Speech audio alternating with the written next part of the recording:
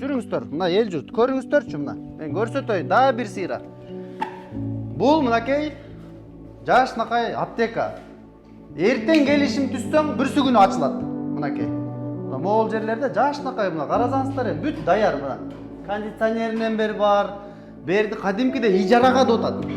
Ижарадагы төлөйүн деп атат. Ишти алып барайын, элди жумуш менен камсыз кылайын, анан элге муктаждыктарын мына дары дармек менен нары бери талаалатпай, түндө темселетпей, ушул аптеканы иштетип берейин деп суранып атат.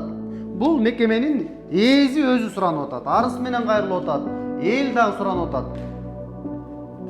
Мына эми ушинтип канча жылдан бери чечилбей атат. Жылдан бери. Жүрүңүздөр анда. Артында көргөзүп коеюн сиздерге. Ой, урматтуу мэр.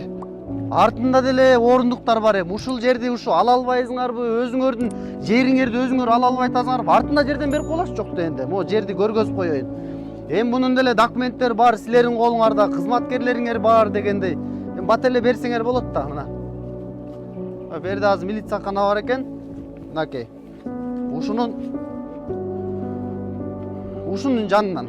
Мына. Ой, могул жерден берип коелачы мына. Могул КамАЗдарды токтотуп берип атпайсыңар бунун деле жеринчи. Ушинтип эле алып келип туруп мэрге чүрүп берип коюлат андачы. Могул жерге түшүрүп.